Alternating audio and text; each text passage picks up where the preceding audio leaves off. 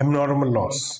Abnormal loss जैसा मैंने आपको अभी बताया था, ये सबके साथ नहीं होता है, किसी किसी के साथ ये लॉस होता है। क्योंकि ये किसी किसी के साथ लॉस हो रहा है तो हम अपने कस्टमर से इसे रिकवर नहीं कर पाएंगे, ना ही इसका इफेक्ट जीपी पे डालेंगे, हम सीधा नेट प्रॉफिट पे इफेक्ट डालेंगे। तो एबनॉर्मल लॉस अवॉइडेबल है। चोरी हुई है तो चोरी को रोका जा सकता है, आग लगी है तो आग को रोका जा सकता था, पहले से ही हम ऐसा सिस्टम करते, आग ना लगती, चोरी ना होती।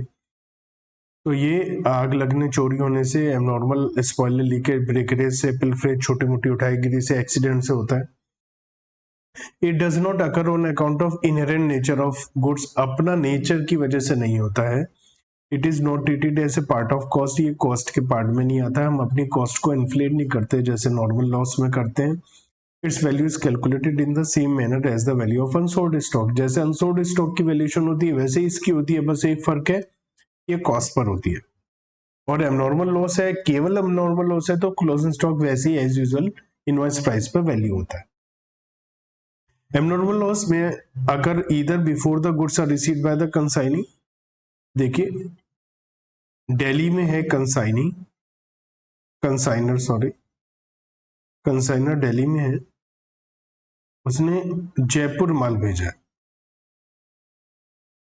तो यहां पर लॉस हो सकता है इन ट्रांजिट, रास्ते में हो सकता है लॉस हुआ। अब आप मुझे ये बताओ, जल्दी से सोच कर बताओ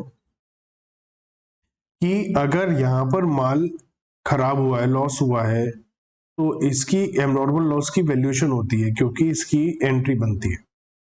तो जब इसकी वैल्यूएशन करेंगे तो एक्सपेंसेस ऑफ कंसाइनर लेंगे या नहीं लेंगे? बिल्कुल लेंगे। एक्सपेंसेस ऑफ कंसाइनी लेंगे या नहीं, ये बताओ मुझे जल्दी से। एक्सपेंसेस ऑफ कंसाइनी लेंगे या नहीं लेंगे? सोचकर बताओ जल्दी से। एक्सपेंसेस ऑफ कंसाइनी लेने हैं या नहीं लेने? अरे बोलो भाई। नहीं लेने, क्योंकि अभी तो माल कंसाइनी के पास पहुंचा ही नहीं। अगर माल कंसाइनी के पास पहुंचा ही नहीं तो हम ये वाला एक्सपेंसेस कैसे जोड़ सकते हैं इसकी वैल्यूएशन में? लेकिन अगर ये मान लिया लॉस हुआ है eight consignee's place, loss consignee की जगह पर हुआ है, उसके गोडाउन में लॉस हुआ है, तो हम ना केवल कंसाइनर के खर्चे जोड़ेंगे बल्कि कंसाइनी के एक्सपेंसेस भी जोड़ेंगे, ऐड करेंगे, क्योंकि ये कंसाइनी को मिलने के बाद का लॉस है। तो ये कुछ कॉमन सेंस है जो आपको लगानी है। कॉमन सेंस मुझे उम्मीद है आपके पास भरपूर है, तो आप ये लगा पाएंगे। तो माल रास्ते में भी खराब हो सकता है, माल कंसाइनी को मिलने के बाद उसके गोडाउन में भी खराब हो सकता है। The point to be noted here is that when loss occur during transit, the non-recurring expenses incurred by consignee should be divided amongst the goods received by the consignee. That is total goods minus goods lost and goods still in transit only. ये कह रहे हैं कि जो हमारा माल खराब हुआ है उस पर हमें, इन शॉर्ट यहाँ पर ये लिखा है कि जो एबनॉर्मल लॉस है उस पर हम कंसाइनी के खर्चे नहीं लिखेंगे, नहीं ऐड करेंगे, क्योंकि उसका लॉस जो हुआ है उस पर कंसाइनी ने को खर्चा किया ही नहीं है। The amount of abnormal loss हम कैसे वैल्यूएशन करेंगे? तो statement showing the calculation abnormal loss during transit. तो क्या करा है हमने, एक तो कॉस्ट प्राइस पर लेना है और केवल कंसाइनर के एक्सपेंस लेने हैं। और अगर ये कंसाइनी के गोडाउन में माल खराब हुआ है तो कॉस्ट प्राइस लेना है, कंसाइनर के एक्सपेंस लेने हैं, कंसाइनी के भी लेने हैं। तो और यहाँ पर प्रोपोर्शनेट है, आप टोटल या प्रोपोर्शनेट बेसिस जैसा मर्जी करिए, तो प्रोपोर्शनेट बेसिस पर करेंगे आप। तो अब इसका अकाउंटिंग ट्रीटमेंट क्या होगा? अकाउंटिंग ट्रीटमेंट क्या होगा, जैसे मैंने आपको बताया था, इसकी एंट्री होती है normally goods loss by theft या goods loss by fire account debit to trading या परचेजेस। तो गुड्स लॉस बाय थेफ्ट भी लिख सकते हैं, गुड्स लॉस बाय फायर भी लिख सकते हैं, लेकिन एबनॉर्मल लॉस लिखिए, ज्यादा चलता है यहाँ पर। और टू ट्रेडिंग या परचेजेस की जगह यहाँ पर क्या है, कंसाइनमेंट अकाउंट। तो रूल नंबर 3 से लॉस को डेबिट कर दिया हमने, और इस लॉस से जीपी पर कोई इफेक्ट नहीं पड़ना चाहिए, यहाँ पर इस लॉस से कंसाइनमेंट पे कोई इफेक्ट नहीं पड़ना चाहिए। क्या, मान लिया एक कंसाइनमेंट है जयपुर कंसाइनमेंट, जहां पर हमने माल भेजा, ये नया कंसाइनमेंट है, रास्ते में 1 लाख रुपए का एक्सीडेंट से माल खराब हो गया। अगर ये लॉस हम जयपुर कंसाइनमेंट में डाल देंगे तो हमें लगेगा जयपुर कंसाइनमेंट हमें लॉस दे रहा है और हम उसे बंद कर देंगे, जबकि इसमें जयपुर कंसाइनमेंट की तो कोई गलती है नहीं, है तो एबनॉर्मल लॉस है। इसलिए हम इसे एक्सक्लूड करने के लिए कंसाइनमेंट में, क्योंकि जब माल भेजा होगा तो हमने एंट्री क्या बनाई होगी, consignment debit to goods and, तो कंसाइनमेंट डेबिट ऑलरेडी हो चुका है, तो इसी माल से कंसाइनमेंट को क्रेडिट करके नलीफाई कर दिया है। और अगर हमें कोई इंश्योरेंस क्लेम मिला है तो हम उस क्लेम से अपने लॉस को कम कर देंगे, लॉस को रिड्यूस कर देंगे।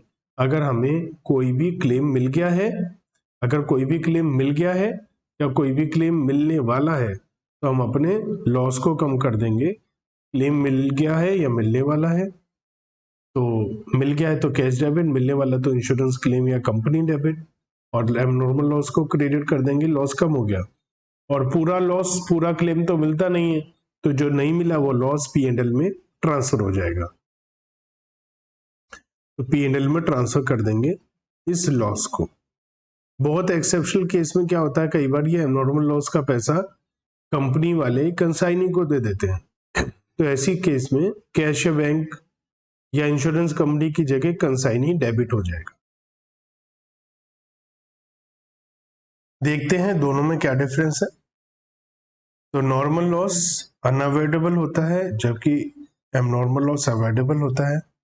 नॉर्मल लॉस के पीछे अपना इनहेरेंट फीचर होता है, गुड्स का वो उड़ जाता है, लीक हो जाता है, जबकि यहाँ पर एक्सटर्नल अलग से कॉज होता है which is not related to goods, जैसे आग लग जाना, चोरी हो जाना।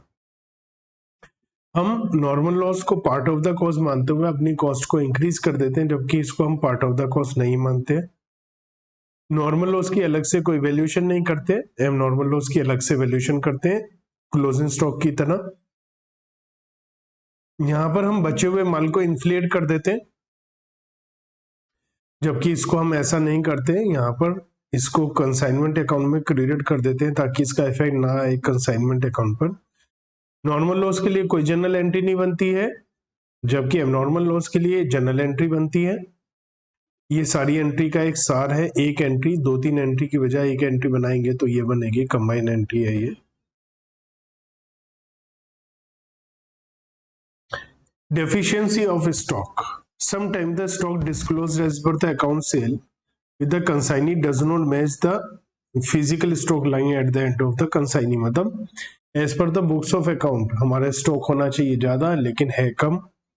Such deficiency of stock has to be invariably borne by the consignee unless otherwise stated। अगर हमने भाई कंसाइनी को माल भेजा है और कंसाइनी उसका जवाब नहीं दे पा रहा माल कहाँ गया, तो हम तो यही कहेंगे तुम्हारी लापरवाही से खराब हुआ है, चोरी हुआ है, हम तो नहीं लॉस भुगतेंगे, बाकी जैसा आपस में एग्रीमेंट हो। Such deficiency is computed in the same manner as closing stock और एबनॉर्मल लॉस। अकाउंटिंग ट्रीटमेंट क्या होगा, अगर ये डेफिशिएंसी हमने कंसाइनी से रिकवर करनी है तो हमारा लॉस तो है नहीं, तो हम क्या करेंगे, हम लोग abnormal loss debit to consignment करके, अगर एबनॉर्मल लॉस को हम P&L में ट्रांसफर करते थे, लेकिन अब हम कंसाइनी में ट्रांसफर कर देंगे कि ये पैसा हमने कंसाइनी से लेना है, और ये लॉस कंसाइनी अपने P&L में ट्रांसफर करेगा किस नाम से, स्टॉक डेफिशिएंसी या abnormal loss debit to consignor, consignor को ये पैसा देगा और ये P&L में ट्रांसफर हो जाएगा। अगर ये डेफिशिएंसी कंसाइनर को ही भुगतनी है तो ये एबनॉर्मल लॉस वाली नॉर्मल एंट्री बनेगी, वही एबनॉर्मल लॉस टू कंसाइनमेंट और P&L टू एबनॉर्मल लॉस, और ये पहले की तरह कोई एंट्री नहीं बनाएगा। तो ये हमारा है, हम क्वेश्चंस करके कुछ सीखते हैं इसको, एबनॉर्मल लॉस को कैसे करेंगे। एबनॉर्मल लॉस के केस में क्या होगा और एबनॉर्मल लॉस होता क्या है बच्चों। एबनॉर्मल लॉस का मतलब ये है कि कुछ ऐसा नुकसान होना जो सबके साथ नहीं होता है। नॉर्मल लॉस के केस में जो नुकसान सबके साथ होता है उसे हम नॉर्मल लॉस बोलते हैं, और एबनॉर्मल लॉस के केस में नुकसान केवल हमारे साथ हो रहा है, कहते हैं ना किस्मत खराब है हमारी। तो वही वाला नुकसान। नॉर्मल लॉस का इंश्योरेंस नहीं हो सकता क्योंकि वो सबके साथ होता है। नॉर्मल लॉस का इंश्योरेंस हो सकता है क्योंकि वो केवल हमारे साथ हुआ है, जैसे चोरी हो जाना, आग लग जाना, ये सब कुछ। तो इसकी वैल्यूएशन करनी पड़ेगी। Treatment of abnormal loss. Abnormal loss एक अवॉइडेबल लॉस है, जैसे चोरी हो जाना, आग लग जाना, ये सब इससे बचा जा सकता है। ठीक है ना। ये इनहेरेंट नेचर नहीं होना चाहिए गुड्स का, मतलब गुड्स जरूरी नहीं है कि एबनॉर्मल लॉस हो। अगर ये है कि पक्का होगा ही होगा खराब, तो उसे हम नॉर्मल लॉस बोलते हैं, ना कि एबनॉर्मल लॉस। इसे कॉस्ट का पार्ट नहीं माना जाता है, इससे कॉस्ट बढ़ाते नहीं है। इसकी जो भी लॉस है इसे हम P&L में ट्रांसफर कर देते हैं क्योंकि हमारा ये नुकसान है, और इसको हम क्लोजिंग स्टॉक की तरह वैल्यू करते हैं। एबनॉर्मल लॉस जो हो रहा है वो कहां पर हुआ है? देखो, कंसाइनर ने माल भेजा, किसे? कंसाइनी को, है ना। तो हो सकता है यहां पर एबनॉर्मल लॉस हो जाए, रास्ते में चोरी हो जाए, कुछ बात हो। कंसाइनी को मिलने के बाद उसके गोडाउन में भी हो सकता है खराब, चोरी हो जाए, आग लग जाए। तो अगर रास्ते में खराब हो गया है तो क्या कंसाइनी को ये माल मिला है अभी तक? क्या कंसाइनी के खर्चे जुड़ेंगे इसकी वैल्यूएशन में? नहीं। लेकिन अगर ये यहां पर खराब हुआ है कंसाइनी के गोडाउन में, तो कंसाइनी के खर्चे जुड़ेंगे या नहीं जुड़ेंगे? तो ये कॉमन सेंस है कि कंसाइनी के खर्चे जुड़ेंगे या नहीं। अगर कंसाइनी को मिलने के बाद माल खराब हुआ तो जुड़ेंगे, अगर उससे मिलने से पहले खराब हो गया तो नहीं जुड़ेंगे। वैल्यूएशन वैसी होगी जैसे क्लोजिंग स्टॉक की थी, with one difference, it always be valued at cost. मतलब इनवॉइस प्राइस पे वैल्यू नहीं करेंगे, कॉस्ट पर वैल्यू करेंगे। इसकी कोई लोडिंग नहीं होगी क्योंकि ऑलरेडी कॉस्ट पर ही वैल्यू करेंगे। 100 का माल 110 में भेजा है तो नुकसान जो है 100 रुपए का हो रहा है, ना कि 110 का। तो इसकी वैल्यूएशन किस पे होगी? कॉस्ट पे। फॉर्मेट वही है, रास्ते में खराब हो गया है तो केवल कंसाइनर के खर्चे जोड़े हैं, कंसाइनी के पास खराब हुआ है तो कंसाइनी और कंसाइनर दोनों के खर्चे जोड़े। ठीक है। अब सवाल ये होता है कि इसकी एंट्री क्या बनेगी। कंसाइनी के यहां तो कोई एंट्री नहीं बनेगी, कंसाइनी का नुकसान थोड़ी ना है, लॉस किसका हो रहा है? कंसाइनर का। तो कंसाइनर एंट्री बनाएगा। क्या होती है नॉर्मल एंट्री इसकी? एबनॉर्मल लॉस या loss, goods loss by fire account debit to purchases. तो हम क्या एंट्री बनाएंगे? वही गुड्स लॉस बाय फायर या गुड्स लॉस बाय थेफ्ट या एबनॉर्मल लॉस डेबिट, और परचेजेस के नाम की जगह हम कंसाइनमेंट लिख रहे हैं ना, तो टू कंसाइनमेंट आ जाएगा। तो एबनॉर्मल लॉस टू कंसाइनमेंट। अगर हमने इंश्योरेंस करा रखा है तो इंश्योरेंस क्लेम मिल जाएगा हमें, तो इंश्योरेंस कंपनी डेबिट। अगर ड्यू है, वैसे कैश मिलना मुश्किल है, ड्यू ही होता है, बाद में मिलता है। तो इंश्योरेंस कंपनी है cash debit to abnormal loss, क्योंकि एबनॉर्मल लॉस हमारा कम हो जाएगा। और लास्ट में एबनॉर्मल लॉस को ट्रांसफर कर देंगे। अगर इंश्योरेंस क्लेम मिल गया है कंसाइनी को, कभी कभी कंसाइनी को मिल जाता है, तो हम कैश या बैंक की जगह कंसाइनी को डेबिट कर देंगे, उसे इंश्योरेंस क्लेम मिल गया। और लास्ट में एबनॉर्मल लॉस को P&L में ट्रांसफर कर दिया जाएगा, प्रॉफिट एंड लॉस अकाउंट। ठीक है। अगर कंसाइनी को पैसा मिल गया इंश्योरेंस क्लेम का, तो वो simple cash debit to consignor entry बना दे, उसे पैसा मिला जैसे सेल का मिलता है। ठीक है। इसमें किसी को कोई डाउट या कंफ्यूजन? नॉर्मल लॉस अनअवॉइडेबल होता है जबकि एबनॉर्मल अवॉइडेबल होता है। नॉर्मल लॉस तो लीकेज वगैरह स्पॉइलेज से होता है, जबकि ये चोरी वगैरह से होता है। हम इसे कॉस्ट को, नॉर्मल लॉस से कॉस्ट को बढ़ा देते हैं, लेकिन एबनॉर्मल लॉस से हम कॉस्ट को नहीं बढ़ाते हैं। नॉर्मल लॉस की अलग से वैल्यूएशन नहीं होती है, जबकि एबनॉर्मल लॉस की अलग से वैल्यूएशन होती है स्टॉक की तरह। हमें नॉर्मल लॉस से बचे हुए माल की कॉस्ट को दोबारा से कैलकुलेट करना पड़ता है, लेकिन यहाँ पर ऐसा कुछ नहीं करना पड़ता। नॉर्मल लॉस के लिए कोई जनरल एंट्री नहीं बनानी पड़ती, लेकिन नॉर्मल लॉस के लिए जनरल एंट्री बनानी पड़ती है। डेफिशिएंसी ऑफ स्टॉक, माल का कम हो जाना। कभी कभी हम जब जाते हैं तो अकाउंट सेल जो कंसाइनी का है और फिजिकल स्टॉक जो कंसाइनी के पास है वो मैच नहीं होता।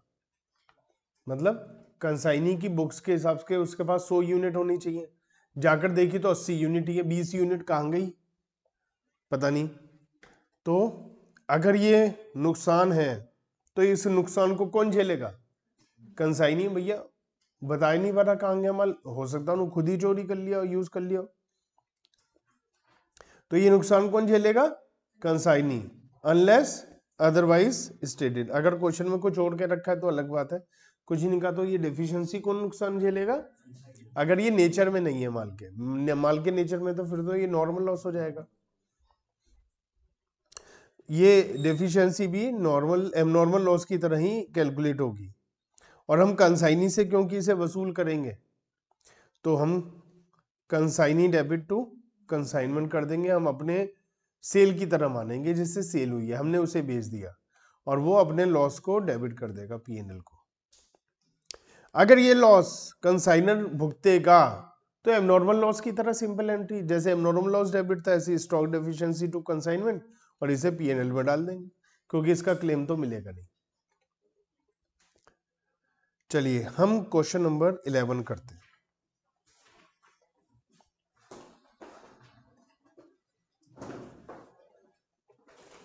एक्स ने 1000 रेडियो भेजे हैं, 900 रुपए का एक है बी को 1 जनवरी 2016 को। एक्स ने माल भेजने में कुछ खर्चा कर दिया, बी को माल मिल गया 950 का। अरे भेजा कितना, मिला कितना, 50 का अंग है, उसके बारे में अभी कुछ ना कुछ दे रखा होगा। और अकाउंट सेल हुई 30 मई को, हमें पता चला कि 750 बिक गए हैं, और कुछ खर्चा भी करा है बी ने, बी को कुछ कमीशन भी मिलेगा, और उसने रिपेयर करा है डैमेज रेडियो को, है ना, कुछ डैमेज हो गए थे रेडियो, उनके लिए खर्चा करा है। और एक्स ने इंश्योरेंस क्लेम करा है, वो भी सेलेक्ट हो गया 30,000 रुपए का, तो हमें बताना है। तो इसका मतलब माल भेजा 1000 का, लेकिन उसे मिला 950 का। ठीक है, हमसे पूछा है कंसाइनमेंट अकाउंट बनाइए और बी का अकाउंट बनाइए in the books of x. इसका मतलब एक्स मतलब जो कंसाइनर है, केवल उसकी बुक्स में ही हमें काम करना है, कंसाइनी की बुक्स में हमसे कुछ भी नहीं पूछा जा रहा है। क्योंकि हमसे कंसाइनी की बुक्स में कुछ भी नहीं पूछा जा रहा है तो हम उसकी बात ही नहीं करेंगे, केवल और केवल किसकी बात करेंगे? कंसाइनर की बुक्स की। जल्दी से लाइन वगैरह खींचते हैं हम।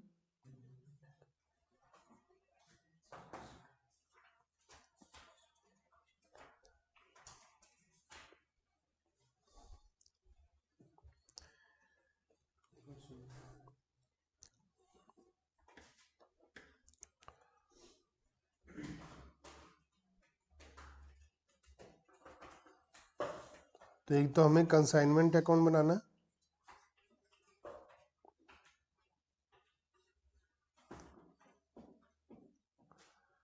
और दूसरा बी का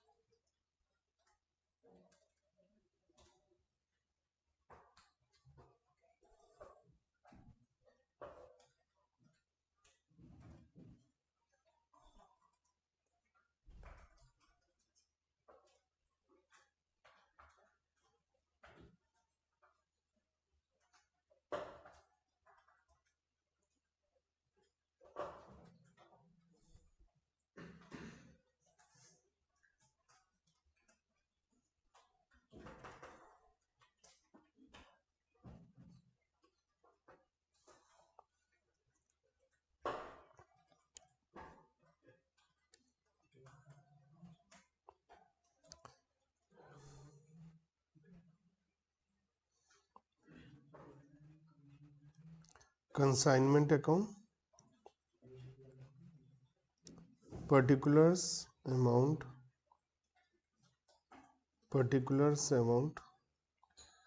और बीस अकाउंट। सबसे पहले माल भेजा है तो एंट्री क्या बनेगी? Consignment to goods and on consignment 1000 into 900 कितना? 9 लाख। और खर्चा किया है तो टू कैश या बैंक, कैरेज है 1650 और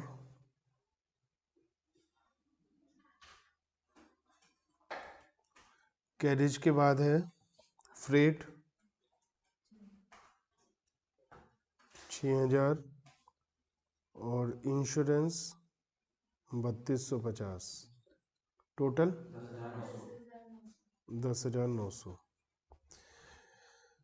बी को माल मिल गया है और बी के जो सेल है उसने 9 लाख रुपए की करी है, तो क्या हो जाएगा? बाय बी सेल्स 9 लाख रुपए की टू कंसाइनमेंट 9 लाख, ठीक है।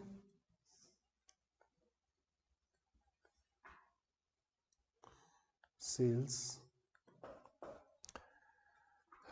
750 टीवी इसने ये सेट भेजे, रेडियो सेट बेच दिए। बी के खर्चे हैं तो टू बी, और क्या क्या आएगा? कैरेज कितना?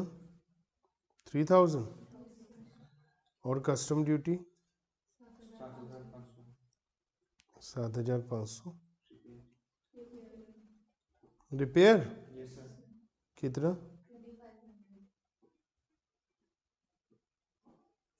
2500, total by consignment expenses 13,000। Commission है इसका टू बी, कमीशन कितना? 6%। 9 लाख का 6% 54।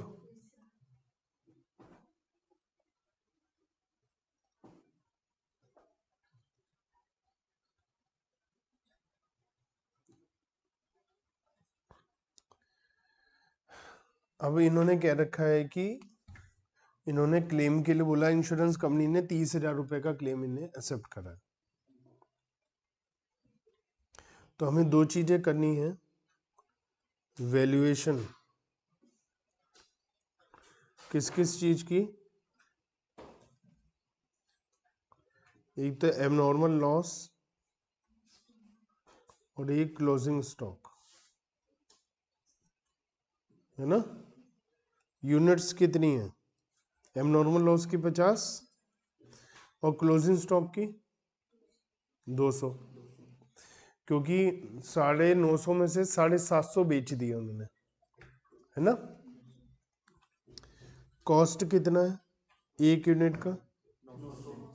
900, तो कितना आ जाएगा? 45,000 1,80,000 plus proportionate expenses of consignor। कितने खर्चे हैं कंसाइनर के? 10,900। कितने पर? 1000 पर। तो क्या रेट हो गया पर यूनिट? कितना खर्चा हो गया? 10 रुपये 90 पैसे @10 रुपये 90 पर यूनिट। तो 50 यूनिट से मल्टीप्लाई कर दो।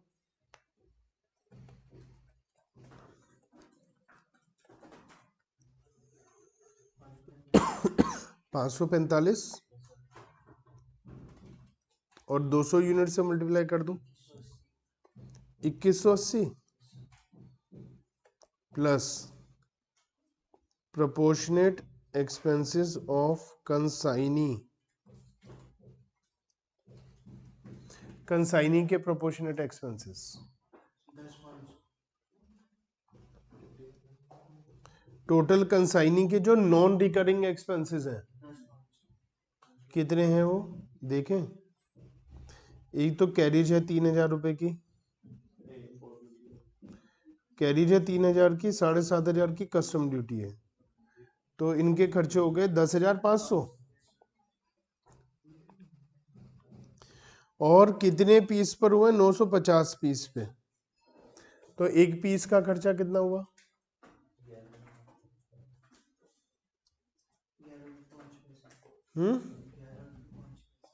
राउंड फिगर आ रहा है, एग्जैक्ट आ रहा है, आगे कुछ और भी आ रहा है। तो एक काम करते हैं, एबनॉर्मल लॉस तो रास्ते में हुआ है, इसमें तो कंसाइनी का कोई खर्चा आएगा नहीं, और जो क्लोजिंग स्टॉक है उसके लिए निकालना है, तो इंटू 200 कर देता हूँ, क्लोजिंग स्टॉक के प्रोपोर्शनल खर्चा आ जाएगा। ठीक है,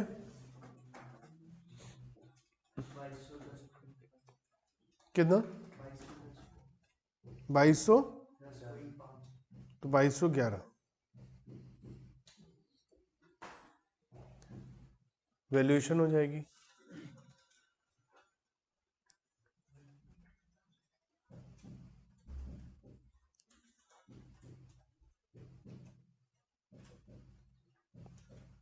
कितना आया टोटल, 1,84,391, और ये 45,500। ठीक है,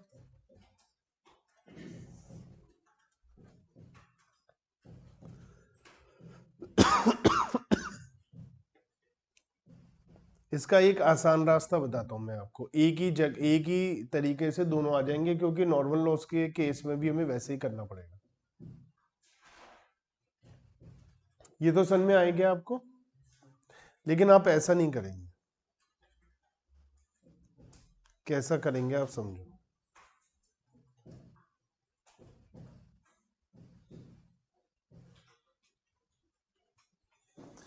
आप वैल्यूएशन करेंगे, सबसे पहले आप लिखेंगे गुड्स सेंट, कितना भेजा, 1000 रेडियो, कितने के, 9 लाख।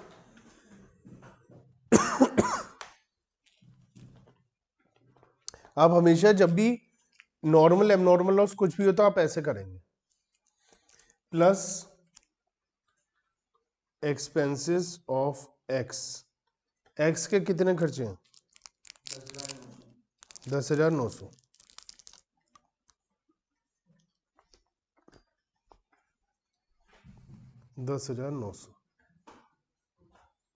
ठीक है। तो कितना हो गया, 1000 यूनिट 9,10,900 की हो गई। ठीक है, फिर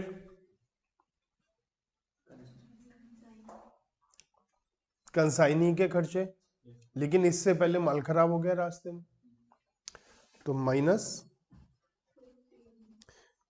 abnormal loss in transit 50 unit, है ना। तो यहां पर यूनिट की कॉस्ट कितनी आ रही है, 9,10,900 को 1000 से डिवाइड कर दो,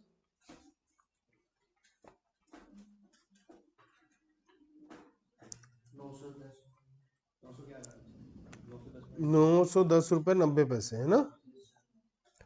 तो 910 रुपये 90 पैसे के हिसाब से 50 यूनिट की वैल्यू निकाल लो,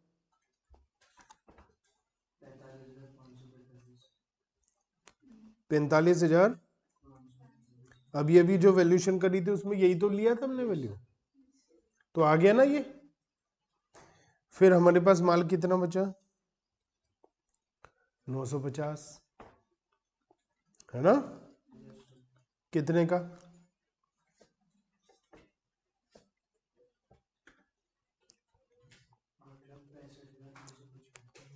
8,65,355, ठीक है। पर यूनिट कितने का हो रहा है अब? यही रहेगा, 910 रुपये 90 पैसे, यही रहेगा, ठीक है। अब एक्सपेंसेस ऑफ बी, बी के खर्चे हो गए कितने?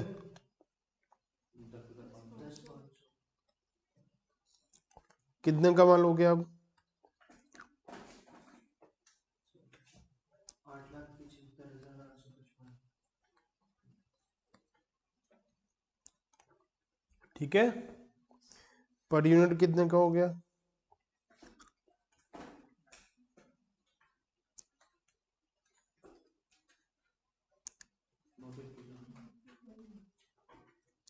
921 रुपये 95 पैसे।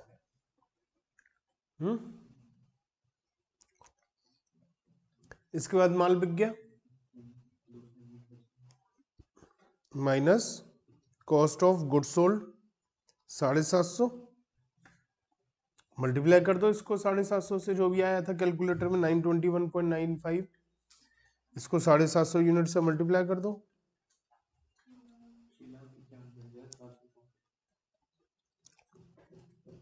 ये 691,764, 464, हाँ हाँ यही आ रहा है।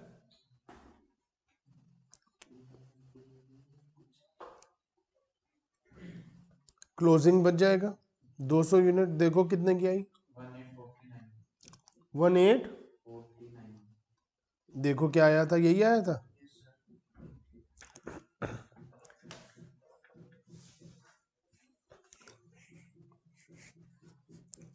ठीक है, अगर नॉर्मल लॉस होता इस क्वेश्चन में, अगर नॉर्मल लॉस होता तो मैं यहां से माइनस करता नॉर्मल लॉस, केवल क्वांटिटी में से, अमाउंट में से लेस नहीं करता, तो ऐसा ही पूरा वैल्यूएशन हो जाता। इसमें कोई दिक्कत है? टोटल माल लिखो कितना भेजा, कंसाइनर के खर्चे, एबनॉर्मल लॉस हो गया तो वो माइनस कर दो, कंसाइनी के खर्चे, अब कंसाइनी के खर्चे के बाद एबनॉर्मल लॉस हुआ तो माइनस तब हो जाएगा, जहां मैंने नॉर्मल लॉस माइनस करा है, एबनॉर्मल लॉस कंसाइनी के पास है तो भी यहीं से लेस हो जाएगा। तो एक ही स्टेटमेंट बनाने से हमें दोनों चीजें पता चल जाएंगी, ठीक है। दोनों चीजों की वैल्यूएशन आ गई ना हमारे पास। अब एबनॉर्मल लॉस की एंट्री क्या होती है, अब ये भी बताइए, जल्दी बताओ। Abnormal loss debit to consignment, है ना। फिर insurance company debit to abnormal loss, फिर P&L debit to abnormal loss. Abnormal loss कितने का है? 45,000। इंश्योरेंस क्लेम कितने का मिला है? P&L में कितना जाएगा?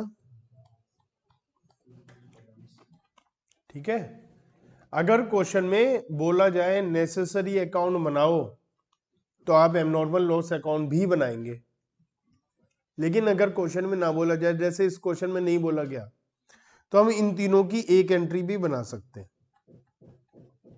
बताओ क्या बनेगी? P&L debit 15,545, insurance company debit 30,000। Claim मिल गया या मिलना है अभी? रिसीव्ड तो नहीं लिखा। To consignment 45,545। तो अगर हमें no separate abnormal loss account, abnormal loss account separate नहीं बनाना तो ये काम कर दो, और अगर सेपरेट एबनॉर्मल लॉस अकाउंट बनाना है तो ये काम कर दो। अब हमें इस क्वेश्चन में एबनॉर्मल लॉस अकाउंट बनाना है, तो यही एक ही एंट्री बना दूं। तो इसकी पोस्टिंग कैसे होगी बताओ कंसाइनमेंट अकाउंट में?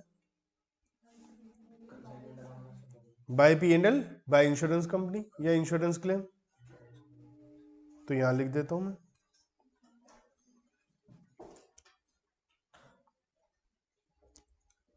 By insurance claim 30,000, bye P&L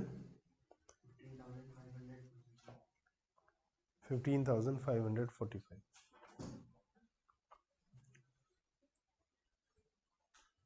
कोई टेंशन? क्लोजिंग स्टॉक कहाँ आता है?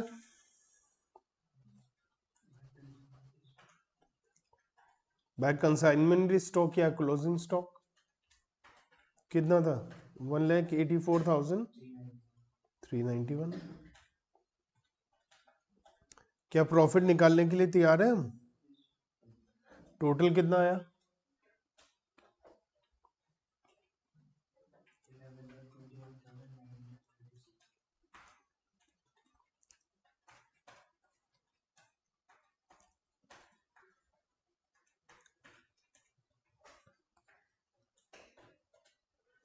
प्रॉफिट कितना आया?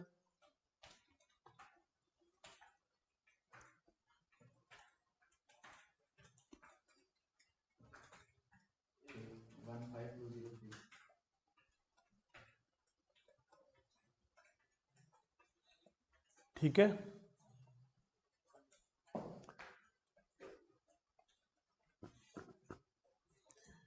बी से पैसा मिल गया या नहीं, ऐसा कुछ लिखा है क्वेश्चन में? तो बैलेंस निकाल दो।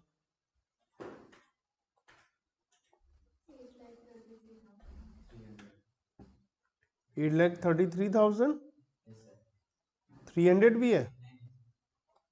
तो मजाक कर रहे थे?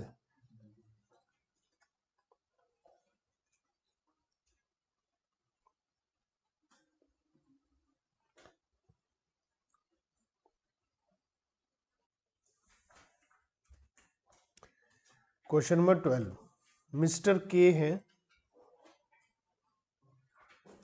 इनका ईयर एंड होता है 31 मार्च को।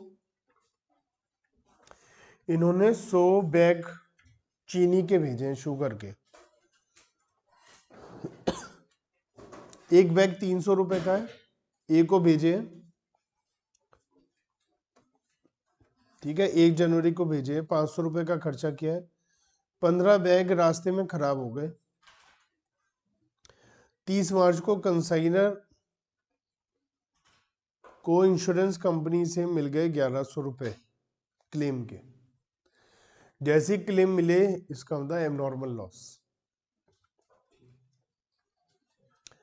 ए ने 10 जनवरी को ही माल ले लिया था और बिल लिखा गया था उस पर 20,000 रुपए का 60 दिन का।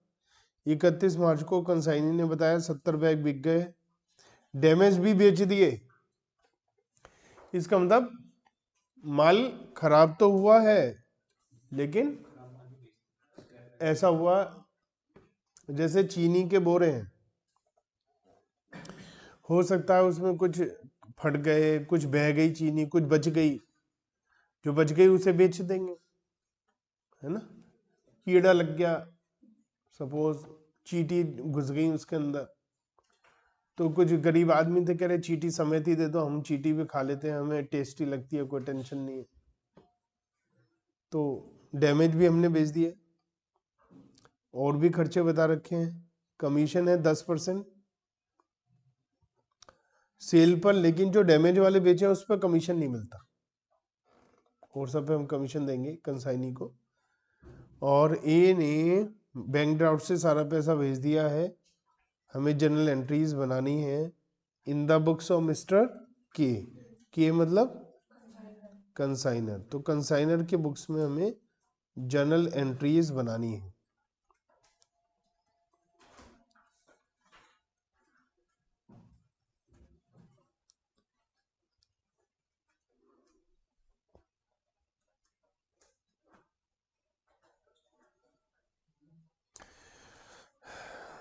तो सबसे पहली एंट्री हम किस चीज की बनाएंगे? माल भेजने की। कौन सी डेट को? 1 जनवरी। Consignment account debit to goods and on consignment. कितने का माल भेजा है? 100 बैग है, 300 रुपए का एक है, 30,000 रुपए का माल भेज दिया। ठीक है, खर्चा भी किया कुछ। क्या एंट्री बनेगी?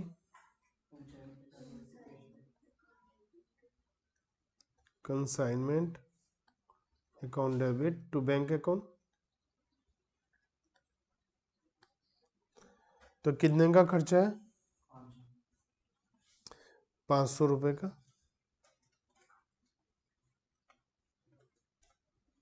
ठीक है, नेक्स्ट। इसके बाद क्या कर रहे हैं हम? 15 डैमेज हुए रास्ते में, तो हमें एबनॉर्मल लॉस की एंट्री बनानी पड़ेगी। तो वही तरीका अपना है, वैल्यूएशन।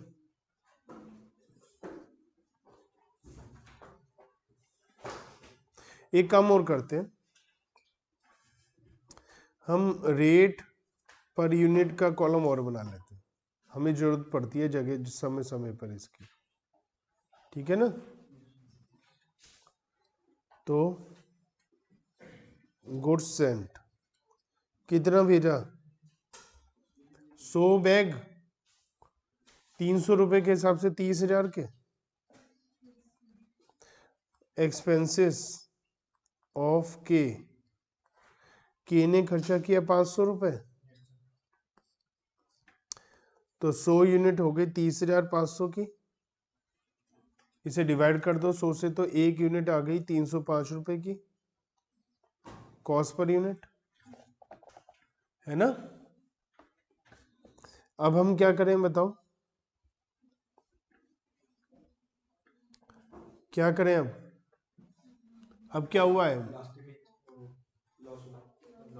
तो माइनस एबनॉर्मल लॉस कितना? 15 बैग, और एक बैग कितने का है? 305। तो कितने के हो गए 15 बैग?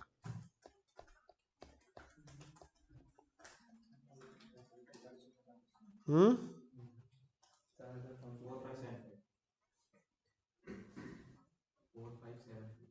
4575। ठीक है, तो माल कितना? 85। कितने रुपए का? 25,925 प्लस एक्सपेंसेस ऑफ बी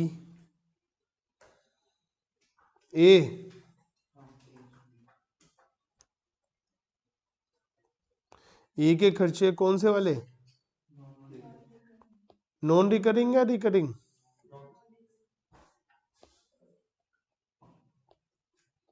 है कोई? क्लियरिंग चार्जेस, क्लियरिंग चार्जेस होते हैं माल को क्लियर करने का खर्चा। ठीक है, और वो कितना है?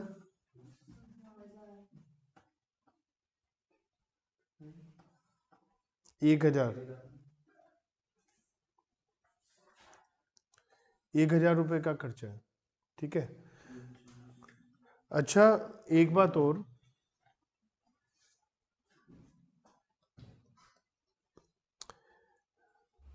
अब एक बात और इम्पोर्टेंट क्या है, एबनॉर्मल लॉस ये स्पेशल वाला है।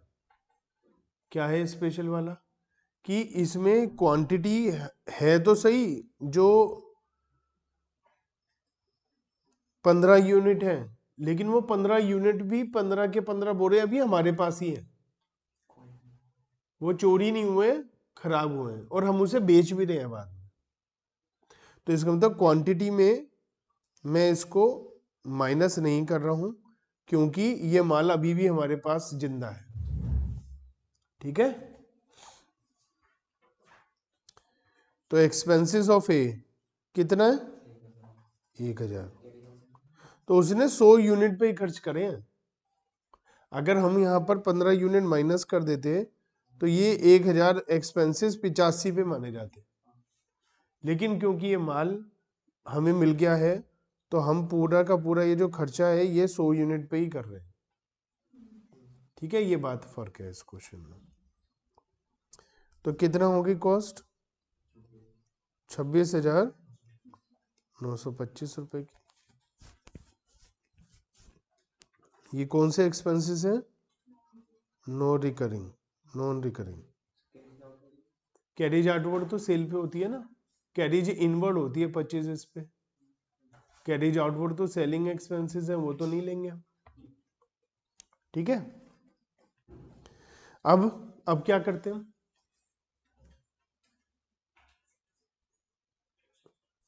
क्लोजिंग स्टॉक निकालना है ना, तो रेट क्या आ गया?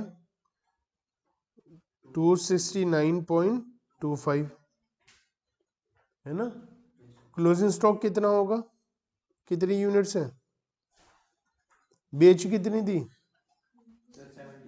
70, और डैमेज भी बेची है अलग से, तो टोटल 85 बेच दी, तो बची 15 यूनिट्स।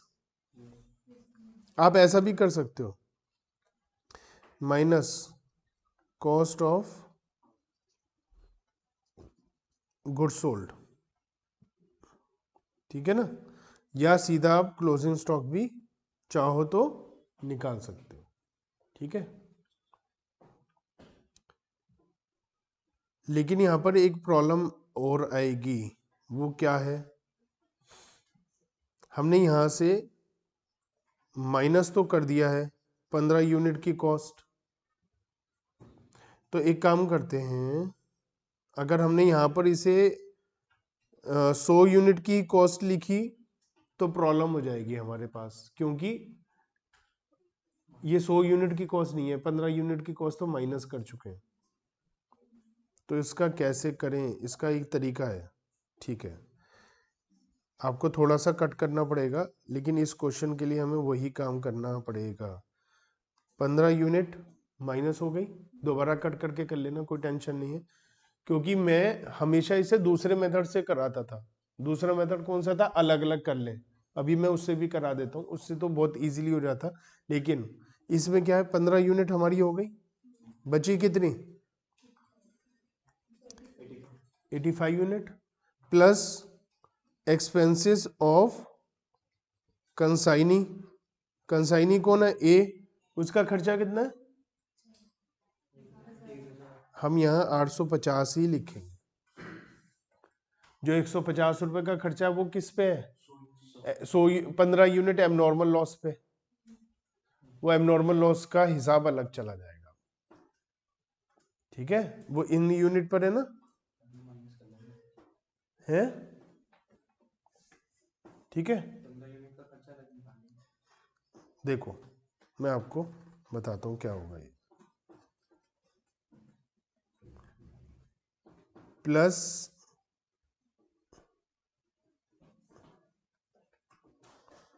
एक्सपेंसेस ऑफ ए का खर्चा कितना है?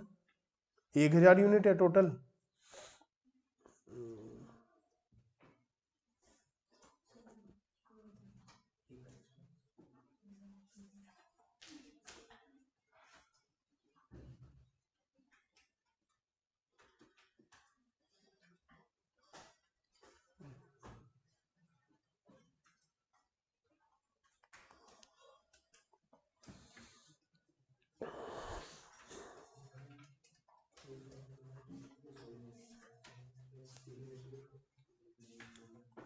देखिए कंसाइनी, ये जो माल मिला है कंसाइनी, 1 मिनट पहले देख लो, नोट बाद में करना। कंसाइनी का खर्चा कितना, 1000। तो टोटल कॉस्ट हो गई हमारी 100 यूनिट की 31,500, और ये हो गया कितने का माल, 315 रुपए का। ठीक है, क्योंकि कंसाइनी ने माल बेचा है ये वाला, तो मैं ये एज्यूम कर रहा हूं कि ये खर्चा डैमेज पर भी हुआ होगा। अब माइनस कर देते हैं लॉस डैमेज गुड्स, जो एबनॉर्मल लॉस है 15। ठीक है, तो कितने का होगा 315 के हिसाब से, देखो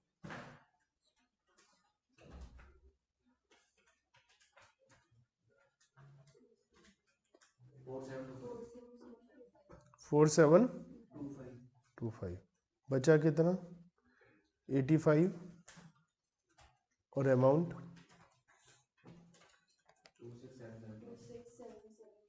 26775 माइनस सेल्स। सेल्स कितनी यूनिट हुई है, 70 हुई है ना, तो 70 को भी मल्टीप्लाई करो 315 से,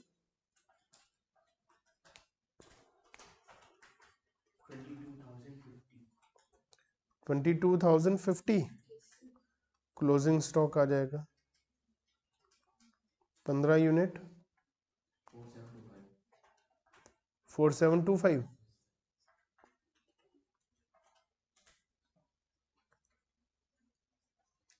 तो हमारा जो है डैमेज गुड्स और क्लोजिंग स्टॉक दोनों का सेम रेट आ जाएगा। रीजन बीइंग दोनों पर हमारे कंसाइनर के भी खर्चे हुए हैं और कंसाइनी के भी खर्चे हुए हैं।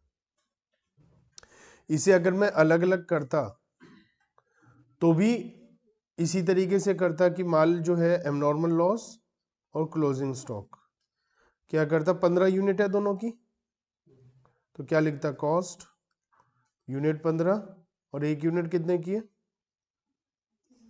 300, कितने की हो गई 4500 है ना, प्लस प्रोपोर्शनेट एक्सपेंसेस ऑफ के का खर्चा कितना है 500, 500 डिवाइड बाय 100 इंटू 15 कितना आता 75, plus proportionate expenses of A 1000 divide by 100 into 15 150 4725। ठीक है ना, तो हम अलग अलग करते तो भी यही आता, अब ये कर रहे हैं तो भी ये आया। इस क्वेश्चन में बस स्पेशल और नई चीज क्या थी कि जो डैमेज हो गए गुड्स उस पर भी खर्चा किया है कंसाइनी ने, क्योंकि वो भी रिसीव करे हैं कंसाइनी ने, इसलिए थोड़ा सा इसमें इशू आ गया ये। तो ये हमारा 4725 है। एबनॉर्मल लॉस की भी यही कॉस्ट है और क्लोजिंग स्टॉक की भी यही कॉस्ट है। ठीक है, तो हम एंट्री बनाएं एबनॉर्मल लॉस के लिए। क्या एंट्री बनेगी, एबनॉर्मल लॉस के लिए एंट्री बनाए, क्या बनेगी,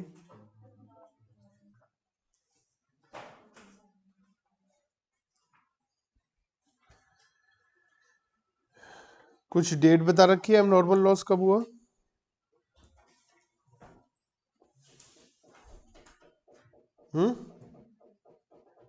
तो 1 जनवरी को ही बना देते हैं।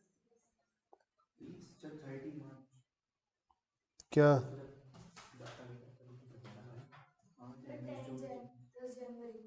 10 जनवरी को है,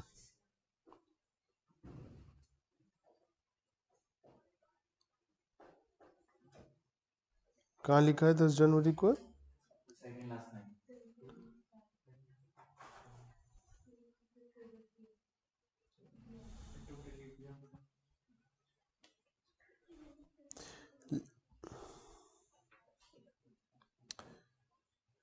इसमें लिखा है ए को बचा हुआ माल 10 जनवरी को मिला है, ये थोड़ी ना लिखा है 10 जनवरी को माल डैमेज हुआ है।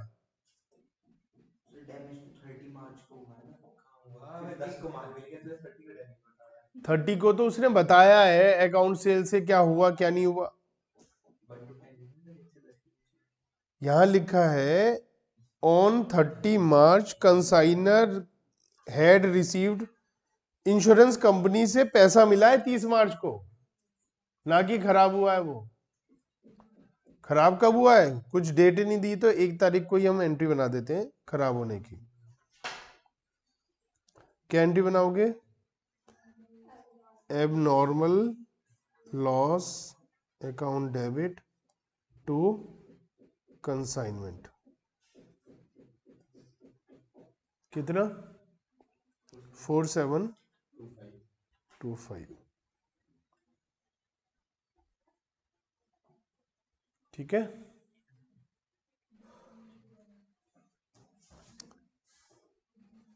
दस जनवरी को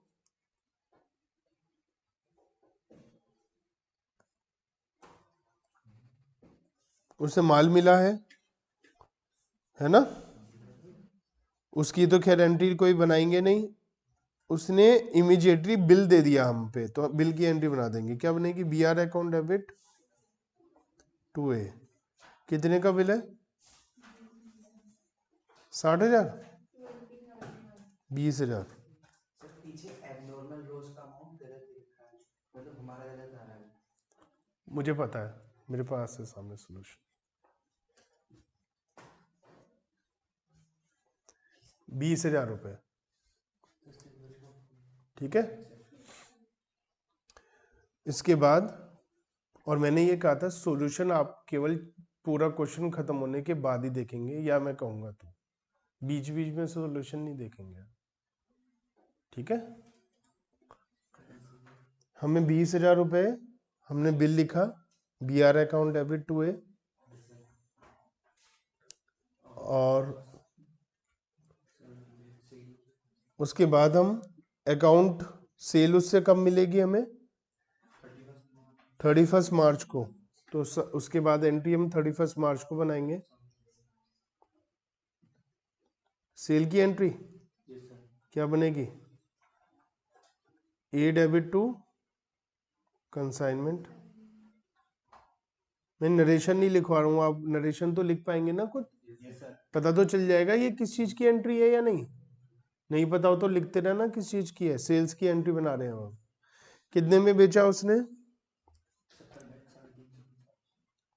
70 बैग 350 के हिसाब से 70 इंटू 350 कितना आया, 24,500। और जो डैमेज बेचे हैं 15 बैग, वो 110 रुपए के हिसाब से बेचे हैं।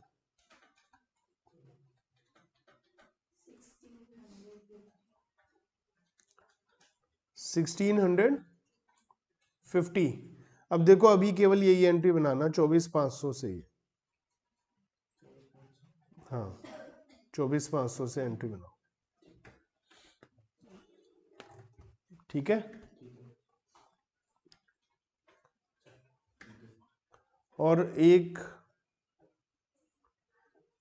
31 मार्च से पहले 30 मार्च को हमें इंश्योरेंस क्लेम मिलने की एंट्री भी बनानी थी। बैंक अकाउंट डेबिट है,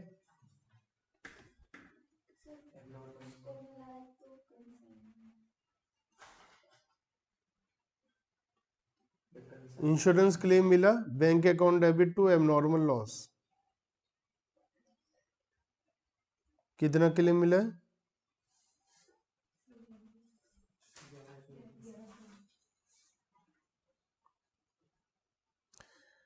1100। 1100 रुपए का क्लेम मिला है, सेल की एंट्री बना दी हमने, है ना। और जो ए ने डैमेज वाले बेचे हैं वो भी तो हमारा एबनॉर्मल लॉस का पैसा रिकवर हुआ है, तो उसकी एंट्री बनेगी 31 मार्च को ए डेबिट टू एबनॉर्मल लॉस, है ना भाई। ये माल किसने बेचा है, ए ने, तो एक तरीके से इंश्योरेंस, एक तरीके से हमें तो क्लेम का पैसा ही मिल रहा है, या एबनॉर्मल लॉस को बेचने से जो पैसा मिल रहा है वो एंट्री आप बैंक अकाउंट डेबिट या कंसाइनी डेबिट टू कंसाइनमेंट थोड़ी ना बनाओगे। रीजन बीइंग, मैं अगर देखो एक बात समझो, एंट्री नंबर 3 क्या है हमारी, abnormal loss debit to consignment. ऐसा करने से क्या करा हमने, कंसाइनमेंट अकाउंट में से बाय एबनॉर्मल लॉस लिख दिया 4725। तो ऐसा करने से हमने पूरा का पूरा माल कंसाइनमेंट से हटा दिया। ये अब इसका कंसाइनमेंट से कोई लेना देना नहीं है। मैंने आपको 3 एंट्री क्या बताई थी, ये क्या है, एबनॉर्मल लॉस टू कंसाइनमेंट, फिर क्या, इंश्योरेंस कंपनी डेबिट, या पैसा मिल गया है तो, या फिर ये अगर कंसाइनी को मिला है तो कंसाइनी डेबिट। तो जो माल बेचा है कंसाइनी ने, वो कंसाइनी को ही तो मिला है, तो कंसाइनी डेबिट होगा नहीं होगा, टू एबनॉर्मल लॉस होगा, टू कंसाइनमेंट थोड़ी ना, कंसाइनमेंट से तो पहले निकाल चुके माल, कंसाइनमेंट से माल पहले ही अलग कर दिया आपने, उसे कंसाइनमेंट में थोड़ी ना डालोगे, कहाँ डालोगे, आप उसे एबनॉर्मल लॉस में ही डालोगे। देखो इसको ये समझो, ये माल हमने यहां से हटा दिया, ये कहाँ गया, एबनॉर्मल लॉस अकाउंट में, टू कंसाइनमेंट 4725। अब हमें इंश्योरेंस कंपनी से कितना मिला क्लेम, 1100। कंसाइनी ने कितने का बेचा, क्या रेट बेचा है,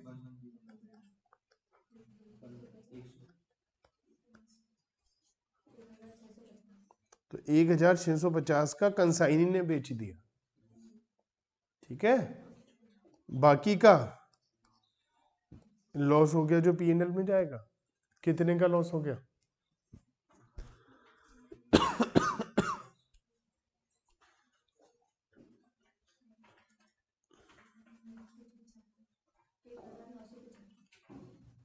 ₹1975, ठीक है। तो हमें एबनॉर्मल लॉस में हमारी अकाउंटिंग इस स्टाइल की है कि एक एंट्री बनाकर हमने इसे कंसाइनमेंट से हटा दिया, तो अब इसका कंसाइनमेंट से कोई लेना देना नहीं है, एंट्री सोच समझकर तो बनाओ। तो ए ने बेचा है, तो ए डेबिट टू एबनॉर्मल लॉस, कितना यूनिट, 15 यूनिट, 110 के हिसाब से 1650, ठीक है। कंसाइनी ने कुछ खर्चे करे, है ना, उसकी एंट्री बना दे, क्या बनाएंगे, consignment account debit to A, कितने खर्चे करें, 2000।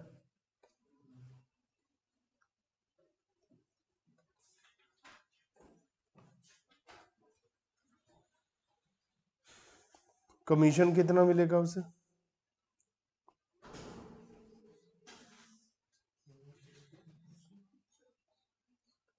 कमीशन की भी यही एंट्री बनेगी, consignment account debit to A. Commission उसे एबनॉर्मल वाले माल पे नहीं मिलेगा, तो 24,500 रुपए पे मिलेगा 10%, 2450,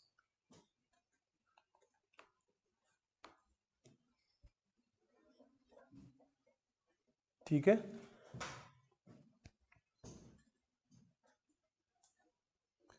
और किस चीज की एंट्री बनेगी,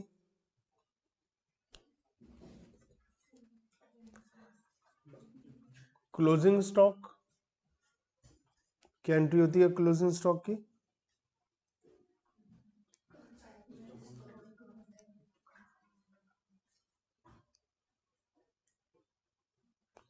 consignment stock account debit to consignment,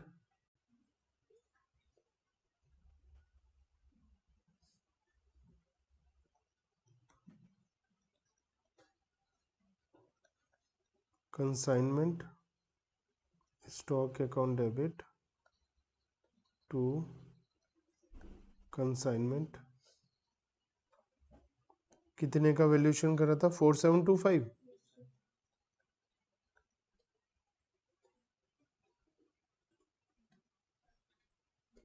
ठीक है, उससे पैसा मिल गया हमें, फाइनल बैलेंस मिल गया।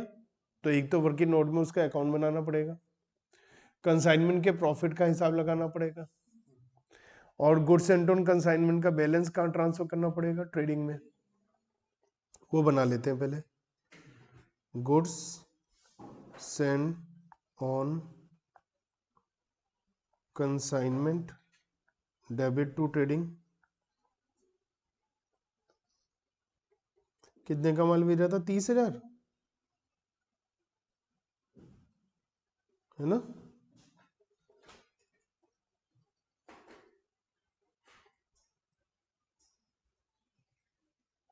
ठीक है, जो एबनॉर्मल लॉस हुआ था P&L में ट्रांसफर करना था 1975, इसकी एंट्री नहीं बनाई ना अभी हमने, इसकी एंट्री भी बना लेते हैं।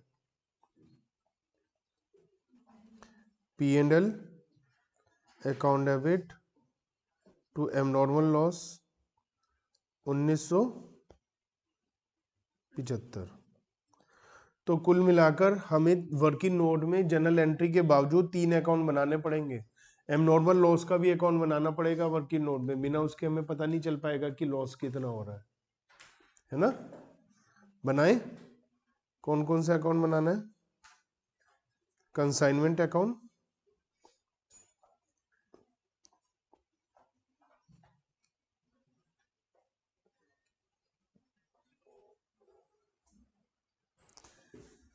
कंसाइनमेंट अकाउंट बताओ। To goods and 30,000, to bank expenses of consignor, कितने थे कंसाइनर के एक्सपेंसेस? 500। टू बी के खर्चे कितने थे? 2450, नहीं 2000 expenses.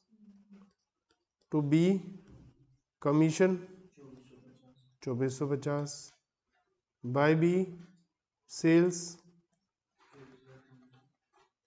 24,500, by abnormal loss 4725, by closing stock 4725, और क्या था? और क्या था? और क्या था? और कुछ? तो बताओ प्रॉफिट कितना हो गया?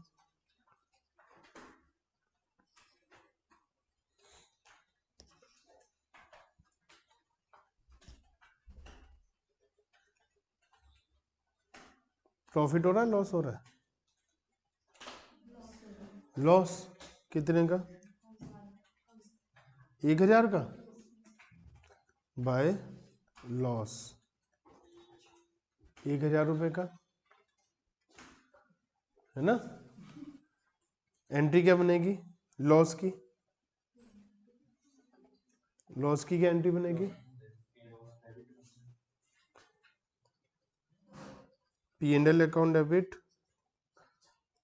टू कंसाइनमेंट 1,000, ठीक है। और एक अकाउंट बना लेते हैं ताकि हमें पता चल सके उससे कितना पैसा लेना है।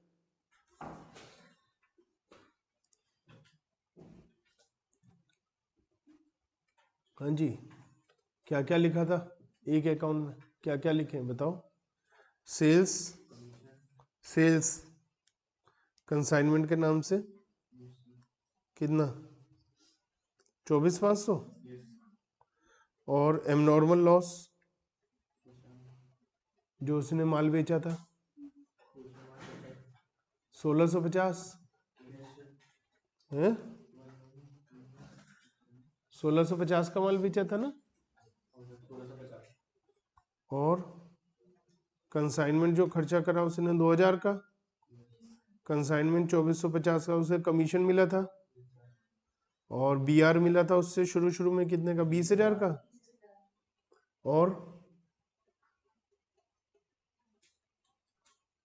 और उसके अकाउंट में क्या आएगा, जनरल एंट्रीज देखो, जनरल एंट्री में कहीं नाम आ रहा है बी का, ए का,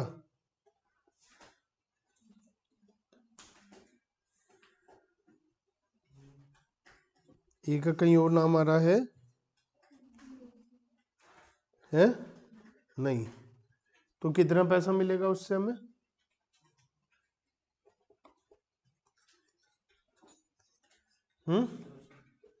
1700। अच्छा, मैंने आपको बताया था एक प्रोपोर्शनेट एडवांस के बारे में, बताया था प्रोपोर्शनेट एडवांस के बारे में। देखो हमने उससे एडवांस लिया था, कितने का, 20,000 का। क्यों लिया था एडवांस, एडवांस क्यों लिया था, माल लेकर भाग गया या कोई प्रॉब्लम हुई तो।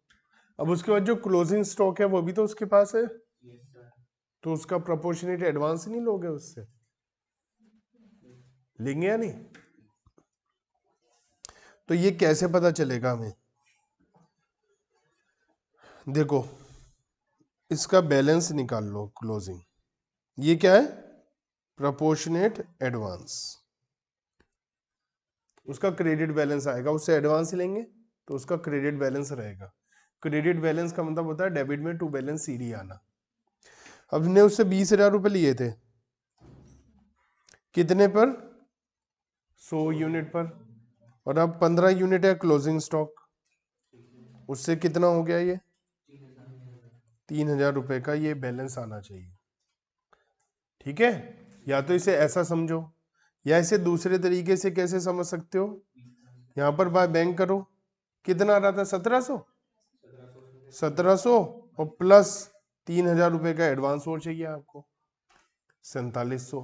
या आप पहले ऐसा लिखो तो ये ऑटोमेटिकली बैलेंस आ जाएगा, या पहले अगर आपने ये लिख दिया तो ये ऑटोमेटिकली बैलेंस आ जाएगा, 4700 ले लें। ठीक है, क्लियर, याद रखोगे। तो क्या एंट्री बनाएंगे,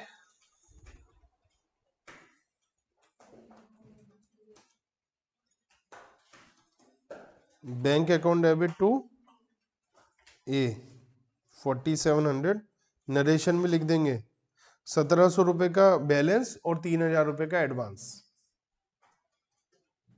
ठीक, तो ये कार्रवाई इस क्वेश्चन में करनी थी हमें, काफी अच्छा क्वेश्चन था।